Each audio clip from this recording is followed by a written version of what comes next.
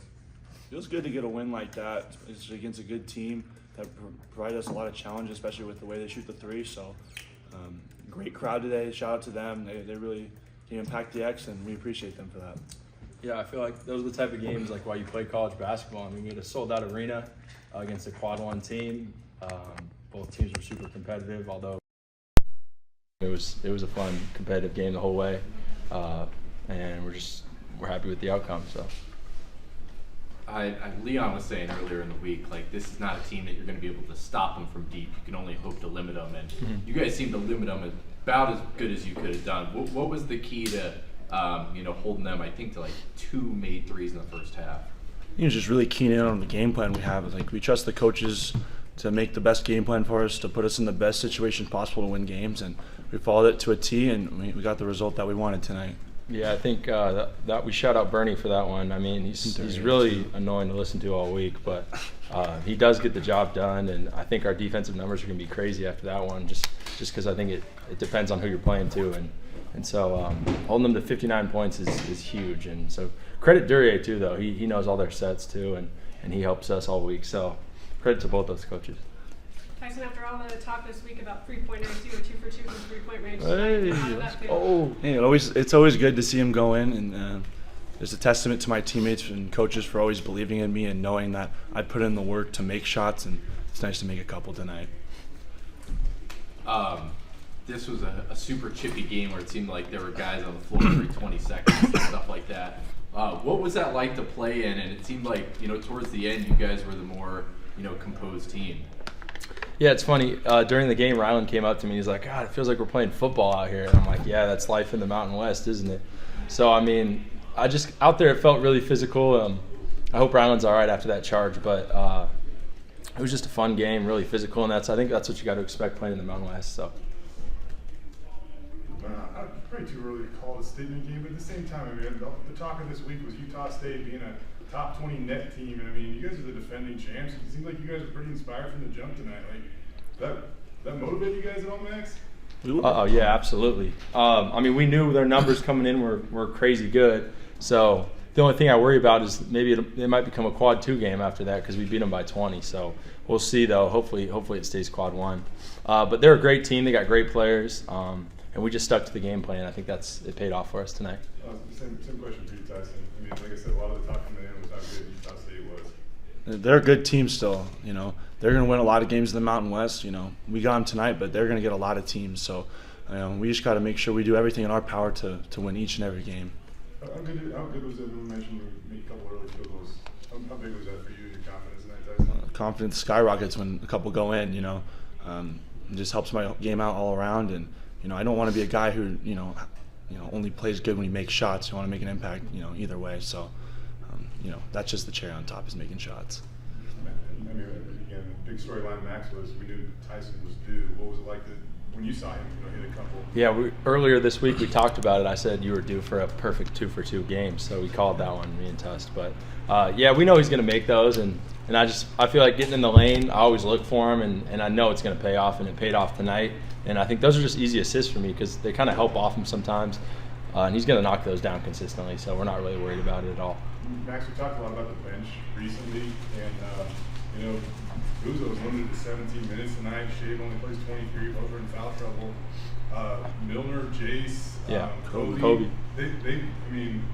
How bad do you guys need that to get through Mountain West play? Yeah, that reminds me, I think there was 2 or 3 plays that Jace had where it was bordering on them coming back, and Jace hit a tough 3. He hit a really deep 3, I think, to extend the game back to 18 or something. And then earlier he hit another 3 that I think extended our lead to about 20 again. So Jace, I think, was huge. Kobe, I think, had 8 rebounds or something like that. And then obviously Lucas in the pick and roll was really good for us too. So I think we're getting deeper, and I think those guys with this experience are getting better every game. So I think you saw that tonight.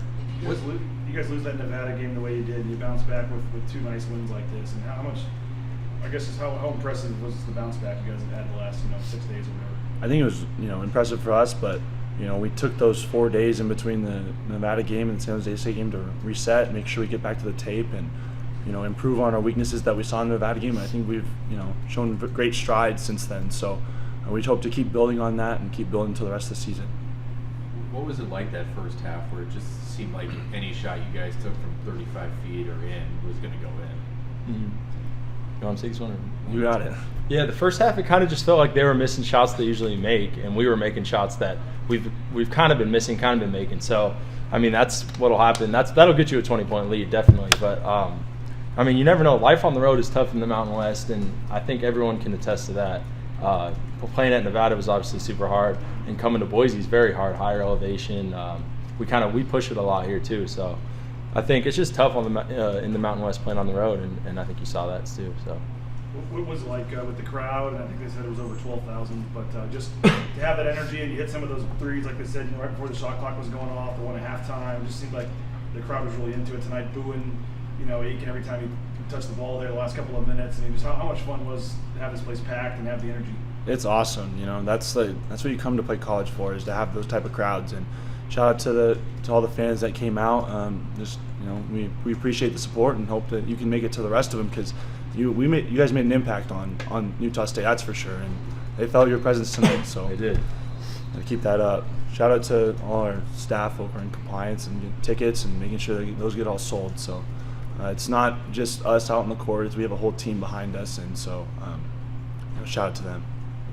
Max, along those lines, what's that anticipation like? I mean, we had kind of heard that you guys would push capacity, and when you guys walk out on the court, you kind of look up and you're like, Yeah. oh, they did respond. Like, what's Yeah. that feeling like? I mean, it's a great feeling knowing that these fans of Boise are behind us, and I think you can tell it really makes a difference in how we play, like our energy. It's just fun. Like, who wouldn't want to be here tonight? Just the energy in the building was awesome, and we hope you guys can just keep coming out and watching us, because it does make a difference, and I definitely don't think we would have won by 20 if we didn't have a capacity crowd tonight. So hopefully we can keep getting those throughout conference and help us push to a back-to-back, hopefully. So. Tyson, wasn't that long ago you were playing as a freshman, and you just see Jace kind of just continue to chip away. And I feel like for the most part, when Jace comes in, he's just kind of steady. But tonight he kind of proved like he could be more than just a steady guy. Like he hit a couple big shots.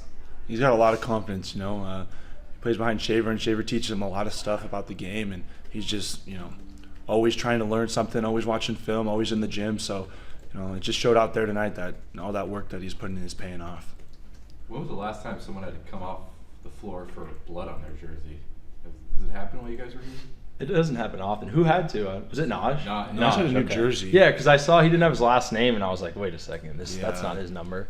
I don't know even what happened. Did he take a charge or something? I think he had a cut here and it kind of got on him. But yeah, that's rare. I didn't even know he did that until I saw think it's him. happened in high school before, but it's been a I while. know Jay asked, but I mean, in terms of like the defending the title and stuff like that, I mean, it seems like you guys aren't maybe getting the hype or talk around the league that the defending champ maybe would most years. Do you guys feel like you have something to prove, or do you feel like you guys the title still runs through Boise? I guess as the defending champs. I think we know that every team's going to give us our best shot because we are the defending champs. So we got to embrace that and know that the target's on our back, and we got to answer the call every night that we play. Yeah, I feel like like players know. I feel like players and coaches, teams we play, we have a target on our back, and no question, they know. As opposed to like media, maybe I feel like they kind of overlook us still. A lot of people talking about NCAA tournament already don't see us in there a lot. We have some really good wins. We're going to build on that, and we're just going to keep getting better. So it's kind of nice going under the radar for that until it's time. But we're just going to keep playing hard and see where things fall. You guys mentioned like the margin victory was a case of some threes that maybe don't go in. But when you're going to go back and watch film, like what do you think you're going to be able to take from this? Of like, man, we did this really well, and we can take that into future games. I think we just played really hard tonight.